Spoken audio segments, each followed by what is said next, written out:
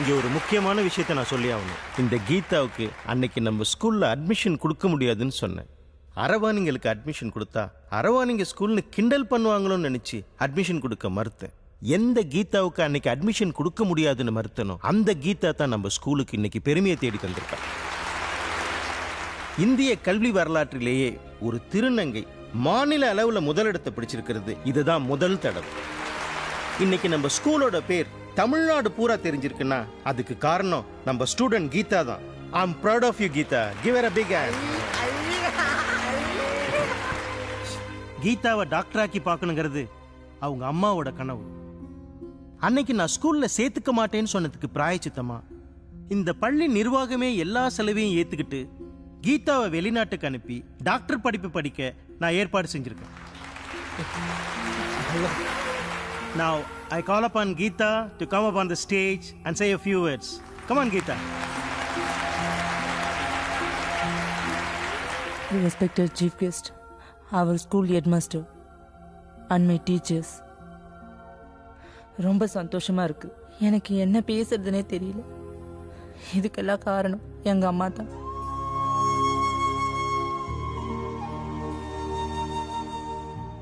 அம்மா மேல வாங்க.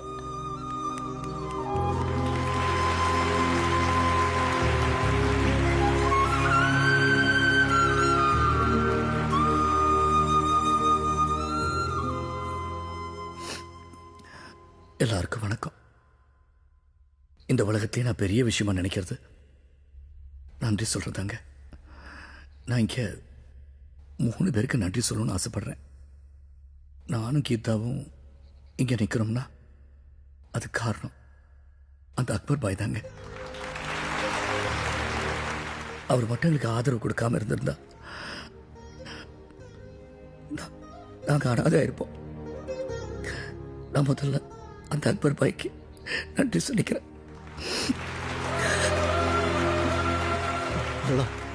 கீதாவை ஸ்கூல்ல சேர்த்துக்காம போயிருந்தா இதெல்லாம் எதுவுமே நடந்திருக்காது. அவளை இந்த ஸ்கூல்ல சேர்த்ததுக்கும் அவள் டாக்டர் படிப்புக்கான எல்லா செலவுக்கும் ஏற்பாடு செஞ்சதுக்கும் நான் எச்எம் ஐயாவுக்கு நன்றி சொல்லிக்கிறேன். கடைசியா என் கனவை நனவாக்கின கீதாவுக்கு நன்றி சொல்லிக்கிறேன். நான் ஒன்னே ஒன்று சொல்லணும்னு ஆசைப்படுறேங்க. நம்ம அரசாங்கம் எங்களுக்கு எவ்வளவோ ஆதரவு தராங்க. அலி உஸ் 9 எங்களை கேவலமாக கூப்பிட்டு இருந்தவங்கள திருநங்கைன்னு பேரை வச்சு எங்களை கௌரவப்படுத்தியிருக்காங்க. ஆனால் நான் பிறந்த வீட்டில் நான் அவங்களோட இருந்தா குடும்பத்துக்கே அவமானம்னு நடுத்தரவில் வச்சு செருப்பால் அடிச்சு என்னை அவமானப்படுத்தாங்க. செத்து போனாலும் பரவாயில்லன்னு என்னை துரத்துறாங்க.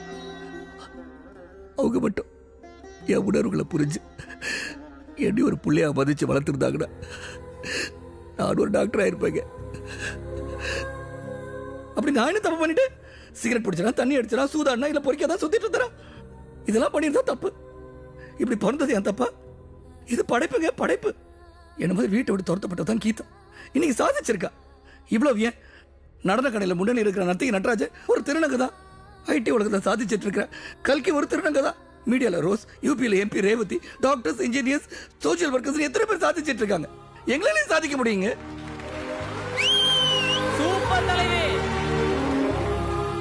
உங்களெல்லாம் ஒன்னே ஒன்று கேட்டுக்கிறேங்க. உங்க வீட்டில் எங்களை போல ஒரு பிள்ளை இருந்தா அவங்கள வீட்டை விட்டு துரத்துறாதீங்க. அவங்கள அனாதையாக்கி வாழ்க்கையை கெடுத்துறாதீங்க. அவங்களையும் உங்க பிள்ளையா மதிச்சு நடத்துங்க. நான் ஏதாவது தவறா பேசியிருந்தா என்ன மன்னிச்சிருங்க, மன்னிச்சிருங்க.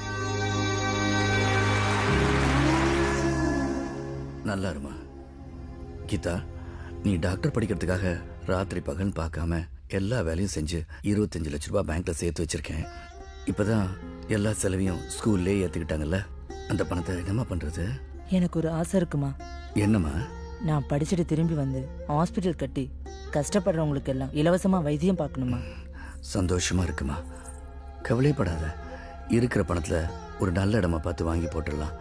நீ படிச்சு முடிச்சு திரும்பி வந்ததும் அதே இடத்துல ஒரு நல்ல ஹாஸ்பிட்டலா கட்டி எல்லாருக்கும் இலவசமா வைத்தியம் பார்க்கலாம். என்ன கீதா ஆசைப்பட்ட மாதிரியே இலவச ஆஸ்பத்திரி கட்டுறதுக்காக கையில் இருந்த பணத்துல ஒரு நல்ல இடமா வாங்கி போட்டேன். அந்த சந்தோஷமான செய்தியை கீதா கிட்ட சொன்னேன். கீதாவும் ரொம்ப சந்தோஷப்பட்டா. வாழ்க்கையில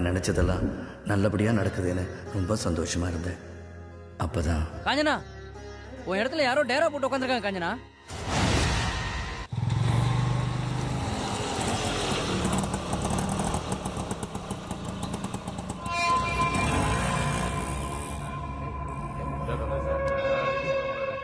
பாலு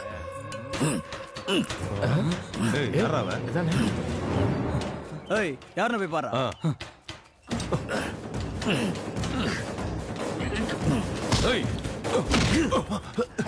ஏமலே கை வைக்கிறேன்.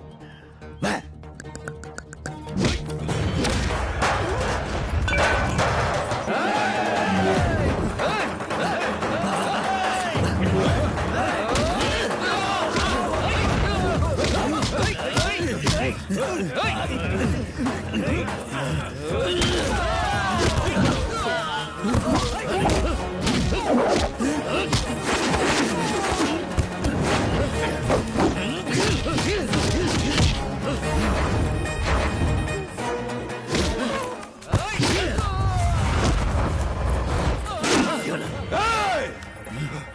வாடா.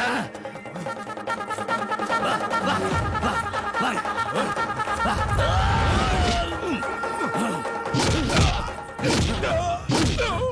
நான் என்ன குழந்தைய இடுப்புல தூக்கி வைக்கிறேன்.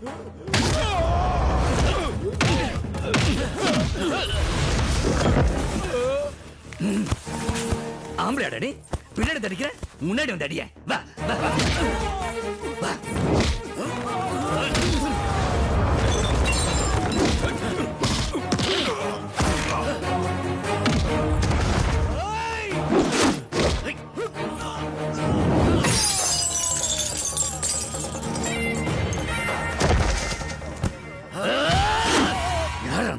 பாலுலகா எம்எல்ஏ சங்கர் தாக்கா எல்லாத்தையும் பண்ணுது. பத்திரத்தை கூட அவங்க பேருக்கு தயார் பண்ணிட்டாங்க. என்ன ஒண்ணும் பண்ணிடாதீங்க, விட்டுருங்க.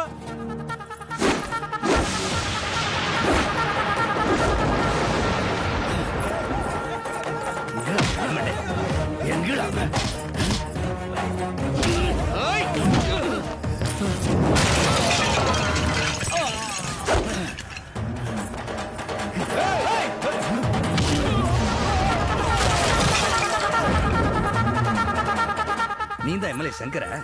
அறிவுல உனக்கு?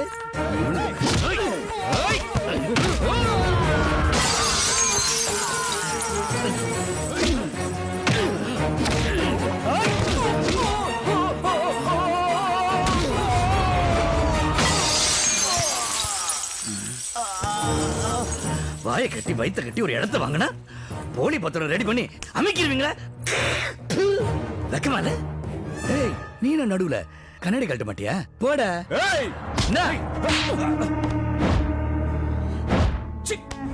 அறிவு கெட்டவனே. காஞ்சனா ஒரு பொம்பளை நினைச்சேன். ஆனா திருநங்கன்னு என்கிட்ட சொல்லவே இல்லையாடா. நாம பண்ணது எவ்வளவு பெரிய பாவம் தெரியுமா? அவங்க ஒரு சாபம் விட்டா 7 ஜென்மத்துக்கு நாம தலை தூக்கவே முடியாதுடா. ஆமாங்க, அந்த பாவம் நமக்கு வேண்டாம். அவங்க லேண்ட திரும்பவும் அவங்க கிட்டே கொடுத்துருங்க. வெக்கத்தை விட்டு சொல்றேன். இவ ஆசைப்பட்டானதான் உன் இடத்த வளைச்சு போட்டேன். இப்போ அவளே வேண்டானதுக்கு அப்புறம் உன் இடத்த நீயே வச்சுக்கோ. இனிமே என்னால உனக்கு எந்த தொந்தரவும் வராது. தப்பு நடந்துருச்சியா? நான் என்னென்னமோ நினைச்சிட்டு வந்தேன். நீங்க இவ்வளவு நல்லவரா இருப்பீங்கன்னு தெரியாம போச்சியா. கொஞ்சம் அவசரப்பட்டு கோவமா நடந்துக்கிட்டேன். இந்த பத்திரத்தெல்லாம் நீயே வச்சுக்கோ. Sorry sorry sorry. நானே எடுத்துக்கிறேன். நான் எடுத்துக்கிறேன்.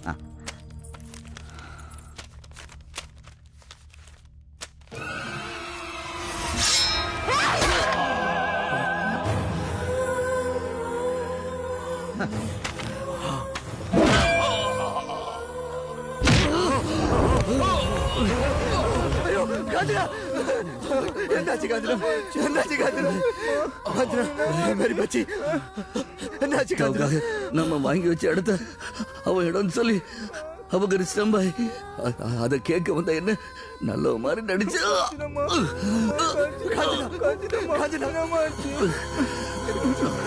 நல்ல மாதிரி நடிச்சு மோசமாட்டா பாய், மோசமாட்டா பாய்.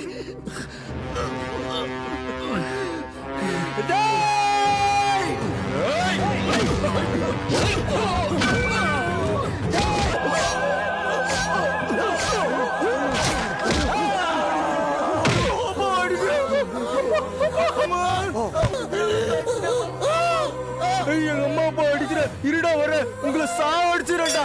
ஏய் ஏய் உங்களை விட மாட்டேன்டா, உங்களை விட மாட்டேன்டா. எங்க அப்பா இதெல்லாம் நிஜம் நினைச்சிட்டியா? இதெல்லாம் விளையாட்டுடா. அப்படியா? ஆமாடா கண்ணா. விளையாட்டா? விளையாட்டு, திருடம் போலீஸ் விளையாட்டு. நான் நிஜம் நினைச்சு பயந்து போயிட்டேன். ஐயோ இங்க பாரு, இந்த துப்பாக்கி கூட இருக்கு பாரு.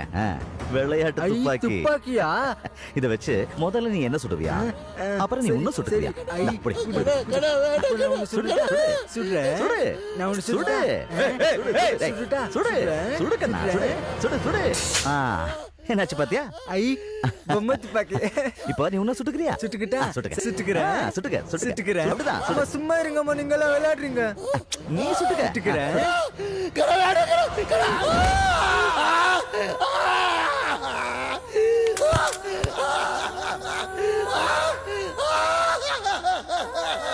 விட மாட்டேன்.